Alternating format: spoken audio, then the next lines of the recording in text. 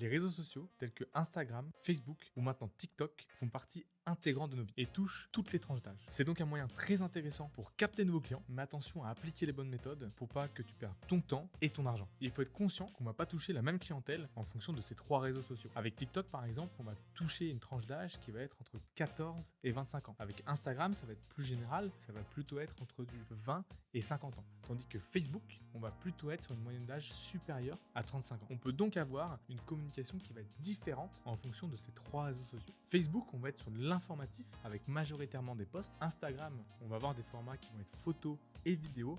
Tandis que pour TikTok, on va se limiter uniquement aux vidéos. Pour les commerces, Instagram reste le réseau qui va prédominer. Il remplace limite votre site internet et les gens aiment bien voir ce que vous faites sur Instagram avant de venir dans l'établissement. C'est pourquoi il est essentiel d'avoir une vitrine Instagram au goût du jour. Cela va te permettre de capter de nouveaux clients, de favoriser le bouche-oreille, mais c'est pas en mettant des posts sur Instagram que tu vas être plus visible. Pour que tu sois plus visible sur Instagram ou les réseaux sociaux, on va voir deux manières différentes. La première, ça va être de se développer de manière organique. C'est-à-dire que tu vas créer du contenu de manière régulière qui va apporter de la valeur à ta clientèle. C'est certes gratuit, mais c'est souvent long et comme je l'ai dit, il faut être régulier avant d'avoir des résultats satisfaisants. La deuxième façon, c'est de se développer grâce aux ads et la publicité. C'est payant, mais les résultats sont souvent très rapides. Tu peux par exemple booster un de tes posts, une de tes vidéos, cibler une tranche d'âge, une zone pour toucher un maximum de personnes. Mais attention à être méthodique, sinon c'est de l'argent qui peut être aussi jeté sur les toits. Par exemple, j'ai vu des établissements ou même des agences de com qui ciblaient en fait une clientèle sur toute la France. Alors qu'il faut plutôt cibler dans un rayon de 10 à 20 km pour avoir des résultats qui vont être satisfaisants et non pas juste avoir des likes ou des commentaires sur ces posts ou ces vidéos. C'est pour ça que c'est important que tu mesures l'impact de tes campagnes pour éviter que tu dépenses des budgets mirobolants qui te rapportent rien. Donc, tu peux coupler cela avec une inscription à tes événements ou à ta fidélité. Dans tous les cas, le meilleur format sur le réseau, ça reste le format vidéo, que ce soit en organique ou sur la partie publicité. C'est ce format-là, en fait, qui va te permettre potentiellement de devenir viral.